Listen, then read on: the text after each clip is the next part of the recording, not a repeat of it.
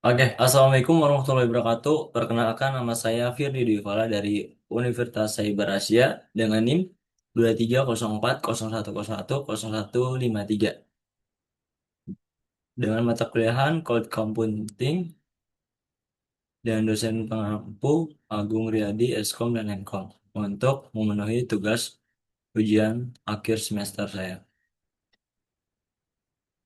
Baik, di sini kita langsung presentasinya. Nah,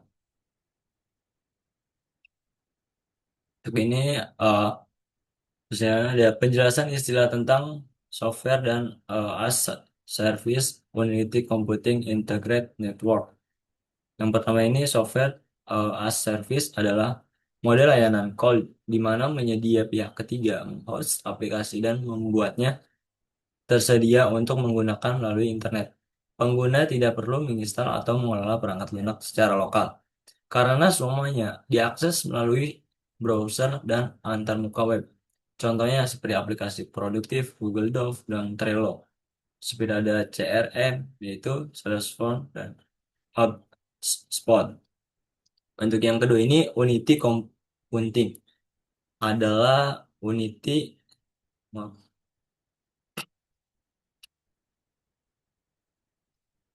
adalah Unity model layanan cloud yang menyediakan sumber daya komputasi seperti CPU, penyimpanan penyimpanan jaringan secara on-demand. Mirip dengan layanan Unity, listrik atau air. Pengguna hanya menyebar sesuatu pemakaian HyperAS. Contohnya seperti layanan komputasi awam, Amazon H2, Microsoft Azure Virtual Machines. Penyimpanan awan, Amazon S3, Google Cloud dan Storage. Yang ketiga ini Instagram Network mengacu pada infrastruktur jaringan terpadu yang menghubungkan berbagai komponen cloud seperti server, penyimpanan, maupun aplikasi. Secara share, efisien, dan aman, tujuannya adalah memastikan komunikasi yang lancar, latensi rendah, dan keandalan andalan tinggi antar layanan cloud. Contohnya seperti jaringan pribadi, virtual, VPN, di cloud, AWS, VPC, Azure Virtual Network. Interaksi hybrid cloud menghubungkan infrastruktur on-premise dengan cloud. Nah, untuk yang soal kedua ini hybrid cloud computing. Nah, ini ada seperti gambarnya arsitek hybrid cloud. Nah, ini untuk private cloud dan public cloud-nya. Nah, hybrid cloud ini penting adalah arsitektur komputasi awam yang menggabungkan private cloud on-premise dengan public cloud seperti AWS, Azure, dan Google Cloud, serta koneksi antar keduanya agar dapat saling berbagi data, aplikasi, atau layanan. Nah, di sini juga ada private cloud on-premise, dikelola secara internal atau oleh pihak ketiga, dan digunakan untuk workload sensitif atau yang menghubungkan kontrol tinggi atas keamanan dan kepatuhan. Yang kedua ini public cloud AWS, Azure, dan DPC. Digunakan untuk workload yang lebih fleksibel, skalabilitas tinggi atau kurang sensitif seperti hosting, aplikasi publik, backup, dan analitik. Kemudian ada yang ketiga, hybrid connectivity merupakan koneksi yang berhubungan dengan kedua lingkungan, privat atau publik, seperti VPN, DREDGE, Express Route, dan yang keempat ini Cloud Interconnect. Maupun ada yang keempat ini manajemen dan orchestration layer, tools atau platform yang digunakan untuk mengelola kedua lingkungan secara integrasi, misalnya VMware, Redis, Red Hat Offensive, Kubernetes, Hybrid Cluster, ada Reform, Ansible. Untuk yang ketiga ini, empat faktor yang berpengaruh dalam implementasi cloud computing.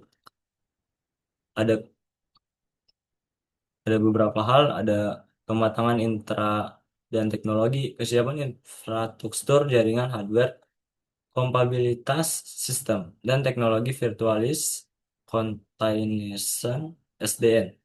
Menentukan kelancaran migrasi ke cloud. Yang kedua ini kebijakan dan kepatuhan regulasi. Kepatuhan terhadap regulasi seperti GDPR atau ISO 2000 eh, 20000 atau lokal seperti UU DPD di Indonesia mengaruhi pemilihan model cloud public dan private hybrid dan lokasi penyimpanan data. Maupun ada yang ketiga ini keterampilan SDM dan budaya organisasi, kemampuan tim IT dalam pengelolaan cloud, misalnya sertifikat AWS atau Azure, dan persiapan budaya bekerja kolaboratif berbasis cloud. Ada strategi biaya dan model layanan cloud. Pemilihan model layanan. Dan ketiga ini IaaS dan PaaS dan SaaS dan strategi preaching reverses dan spot instances yang sesuai kebutuhan bisnis. Nah, di sini ada keuntungan maupun kerugiannya. Virtualisasi dan cloud computing. Keuntungnya apa saja sih? Seperti ada penghemat biaya, cost efisiensi, mengurangi biaya pembelian hardware, pemeliharaan dan listrik karena sumber daya komputasi digunakan secara bersama. Safe Rest. Yang ada lagi stabilitas extensis, stability, sumber daya CPU, RAM, storage dapat ditingkatkan, dikurangi sesuai kebutuhan outman. Maupun ada fleksibilitas dan aksesibilitas, akses aplikasi dan data dari mana saja, kapan saja. Dengan perangkat apapun yang terhubung internet, pemanfaatan sumber daya optimal, Azure, utilization, virtualisasi kemungkinan satu server fisik menjalankan banyak VM. Itu multi tenant. Mengurangi ide loss maupun ada pemulihan bencana dan backup otomatis di starter revocably.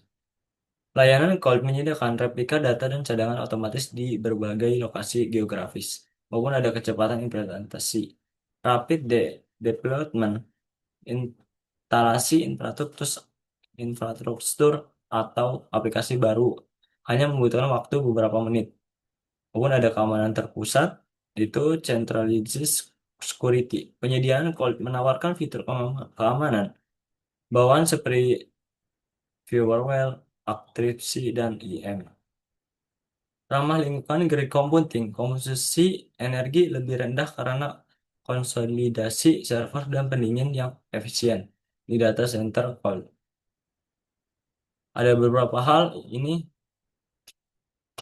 seperti ketergantungan pada koneksivitas internet. Jika internet lambat putus, akses ke layanan cloud terhambat, maupun ada masalah keamanannya dan privasi data. Risiko ini kebocoran data jika penyediaan cloud mengalami serangan cyber atau salah konfigurasi. Nah, di sini juga ada biaya tersembunyinya. Hidden costs. Tagihan cloud bisa membengkak karena biaya transfer data, penyimpanan tambahan, atau layanan premium. Nah, ini.